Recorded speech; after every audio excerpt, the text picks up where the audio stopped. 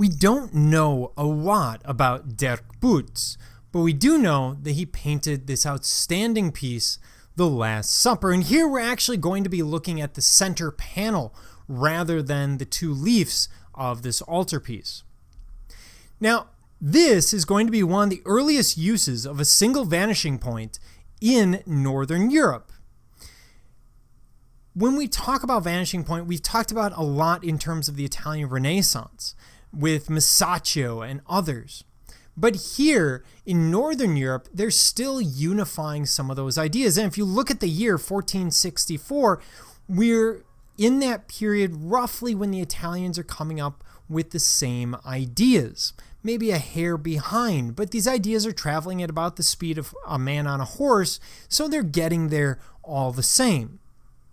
Now here, the vanishing point, if I draw it from our orthogonals or receding horizontals, we find that it is actually just above Jesus' head. Now, that's useful. It puts us in the area of Jesus. It tells us who he is, but it would be more useful had the artist, of course, moved it down to Jesus' head and had everything working from there.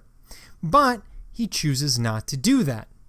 Interestingly, this side room actually will have its own vanishing point. If you start playing with the orthogonals here, we start to find a different vanishing point than this one over here. And neither of these vanishing points are on the horizon, which is typically where you put it. In fact, the horizon for this piece is going to be up roughly here. And you'll notice that the vanishing point is well above.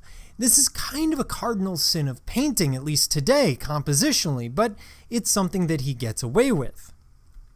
Now, in this case, what he's done is Bouts has ignored the narrative and put Jesus in the role of priest, presenting the Eucharist. Now, that's not that unusual. It's the Last Supper. That's kind of what happens, but he's taking on a very different role. This is not Jesus saying, one of you will betray me, like we see from Leonardo. This is not Jesus sharing a last meal, like we see from Castagno in Italy.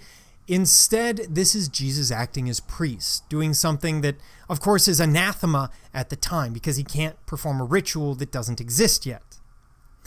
So, kind of interesting. We also see the use of servants, who add to a contemporary understanding of the meal. In fact, this entire thing is set up, apart from some of the clothing, to appear to be a middle-class home. And again, we're in that same concept. If we take everything and we move it into a middle-class home, it becomes more relatable.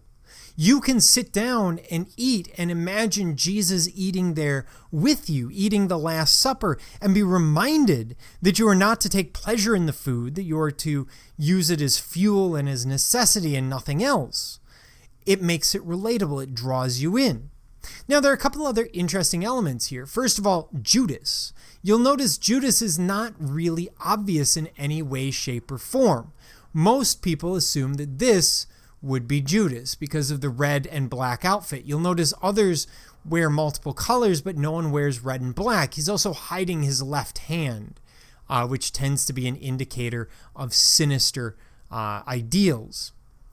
The figures back here in the background may actually be servants in a kitchen, passing food through to the servants who are in the room.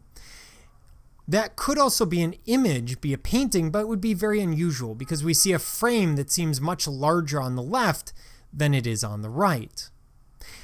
Out in the background, you see the town again in the background, just like we saw with the goldsmith and his shop.